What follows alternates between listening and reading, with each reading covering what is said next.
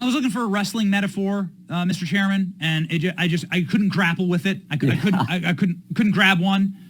So we're just going to go with destroyer of Merrick Garland's career. That was painful. We did the entire show on these clips. It was really hard for us to produce this show and to whittle down the best barn burners yesterday for Merrick Garland. You were in a number of these clips. It was a very poor showing for the Attorney General. Excuse me, Benny, say it again. Yep, very poor showing for the Attorney General yesterday. Three answers. I mean, the first one was, ongoing investigation. The second was internal deliberations. I can't get into that. And then the third one, which we hope is going to happen here in a couple of weeks, is you'll have to ask David Weiss about that. Of course, David Weiss is now the special counsel, was the U.S. attorney, of course, still is the U.S. attorney who oversaw the Hunter Biden investigation. So those are sort of his three go-to answers that we heard a lot of yesterday. But I do think we got some information that I think is valuable for our work, our constitutional duty to do oversight. So people are saying that he might have perjured himself in many instances. He said before that David Weiss had all of the capacity to charge Hunter Biden. That was clearly a lie, right? Well, he said, this is what interesting, on March 1st, 2023, so earlier this year, he's in the Senate under oath testifying, and Senator Grassley asked him about the investigation, and he says David Weiss has the full authority to bring charges in any jurisdiction he wants to bring them.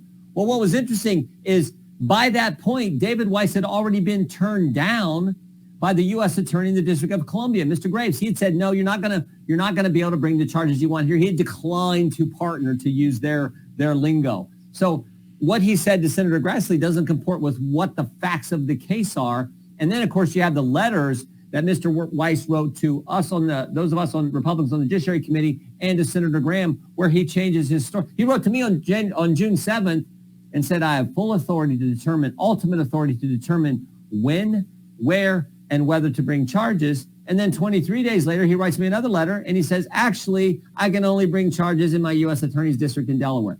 Well, it can't be both. So that's been a problem throughout this, and they're trying to finesse it and say, oh, no, he always had the authority, but now we're giving him the authority of special counsel.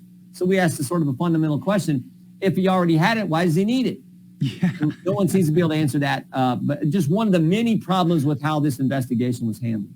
Yeah, Representative Johnson said, hey, can you tell me if you've talked to the FBI about Hunter Biden?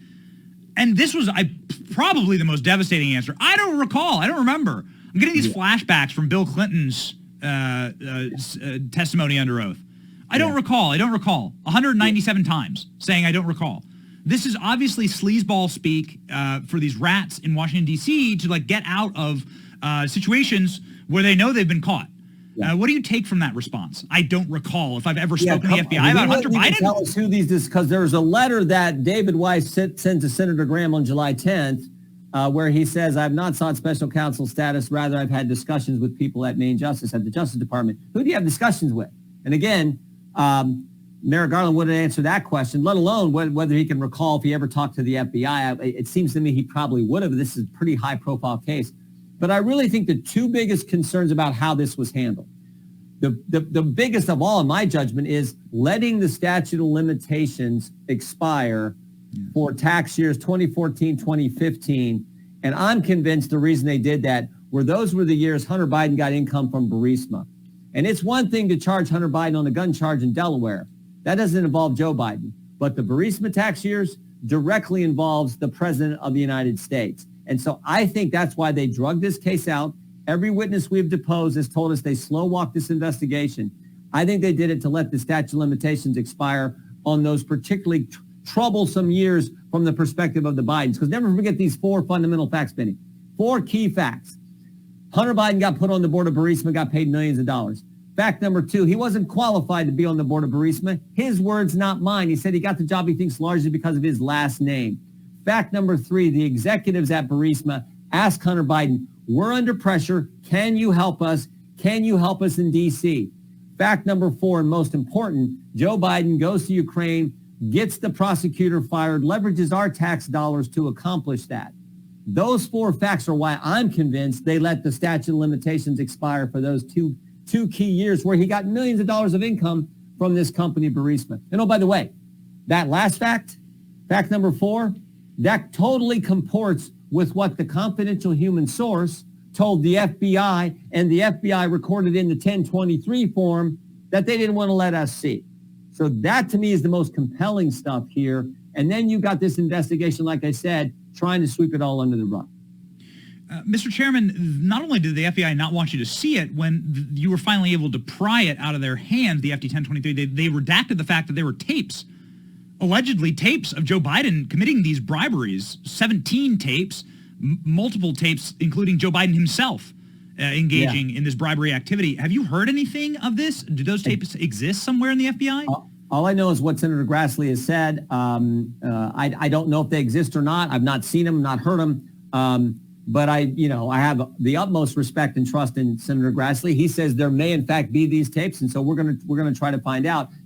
Chairman Comer is pursuing all angles of this impeachment inquiry phase of our oversight that we're now in. I would like to have you knock down one of the arguments against the impeachment inquiry. It's amazing how the same songbook gets sent out overnight. DCPR is really quite the machine, and everyone the next day is saying that there's no direct evidence, very legal language, no direct evidence of Joe Biden getting paid. Can you please knock that down for us? Direct evidence, 10% for the big guy.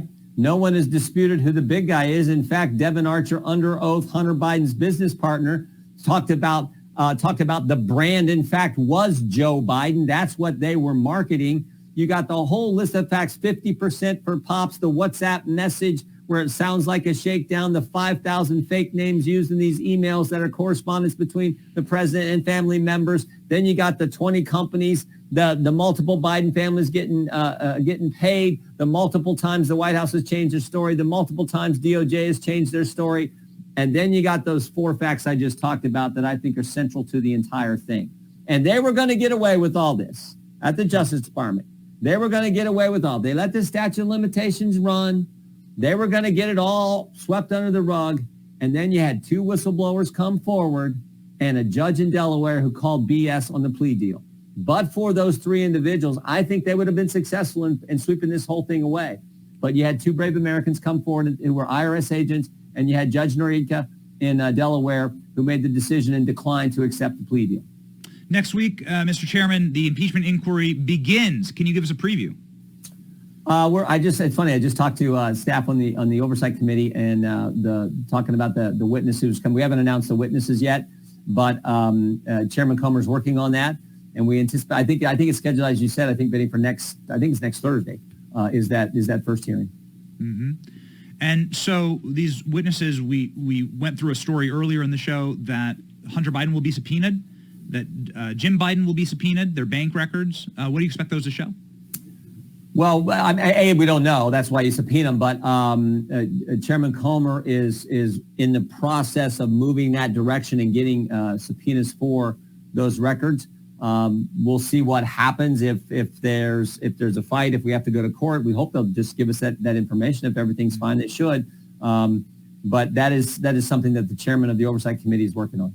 Are we going to see Hunter Biden in the hot seat? Because it seems like every 10 seconds they were dragging Ivanka Trump, Ivana Trump, Barron Trump in for a hearing, grilling them over Russiagate or January 6th or whatever. Don Trump had to go and testify multiple times. Will we ever see a Biden in the hot seat?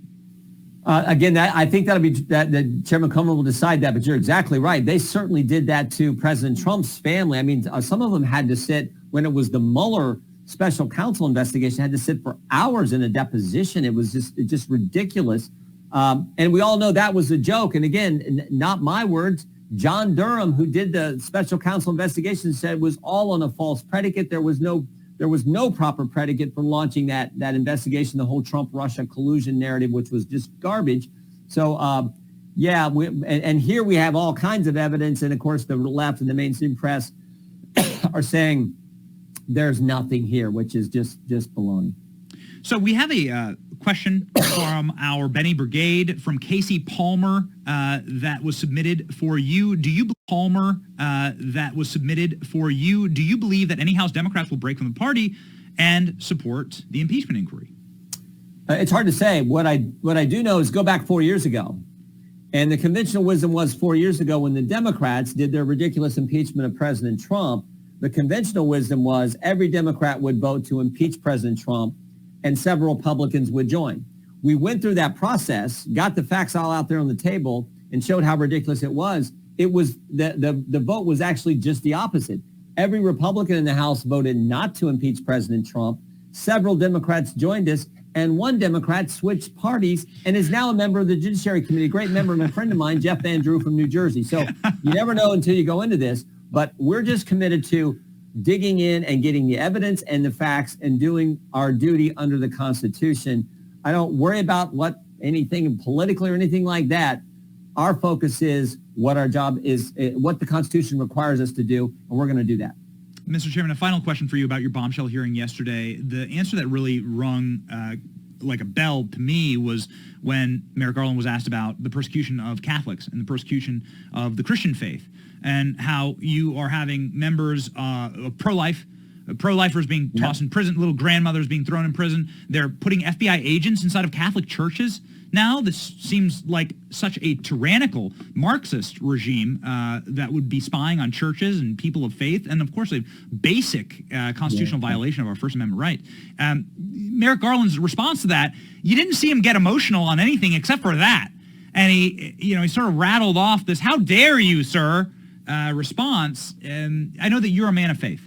Yeah. And so what is your take on this persecution of Christianity? That memorandum, that domain perspective that was produced in the Richmond field office, we were initially told, we got a heavily redacted copy, initially told by the FBI, just was a one-off. It was just this one field office. There are multiple field offices all over the country, just this one. Turned out when we got the less redacted copy, there was other field offices involved. And what that memorandum basically said was, if you're a pro-life Catholic, they deemed you an extremist. Well, for goodness sake, that's half the people I get the privilege of representing. It's just so wrong. And as you point out, it goes to the very first right mentioned in the First Amendment, your right to practice your faith. And when they start attacking that, now, to their credit, they've disavowed this memorandum, but it happened. And it was signed off by 5 individuals, including the chief counsel at the Richmond field office. So some person who went to law school, signed off, probably had a course on the Constitution, signed off on this memo. That's what's so frightening. And then and maybe the worst is the retaliation against the whistleblowers from the FBI who bring this to us after they bring us this information. Yeah. Boy, we'd love to see an impeachment hearing for Merrick Garland. It seems like he is openly and brazenly violating the Constitution. And also, if you say you're not the president's lawyer, you doth protest too much, Shakespeare would argue. Typically, if you're having to argue a negative, you've already lost, right? So him beginning by screaming, "I'm not the president's lawyer!" Americans see the facts. Yeah, Americans see the facts, too. I mean, I said this in my opening statement yesterday. It looks to me like the Biden administration, the Garland Justice Department have both sides of the equation covered. They got David Weiss as a special counsel who seems to me, based on the evidence, who seems like his job is to protect Joe Biden. And then you got Jack Smith, another special counsel, who looks like his job is to attack President Trump, Joe Biden's opponent. That's not how it's supposed to work. So you may say one thing, but the facts sure look like they're pointing to something else. Yeah. Ladies and gentlemen, get on to X. Support Chairman Jordan. Support him. Follow him on social media. Make this man more powerful. Give him a bigger voice. Of course, he is one of the greatest fighters in Congress. And Godspeed to you, Mr. Chairman. Thanks for what you're doing, Benny. Appreciate it. Take care.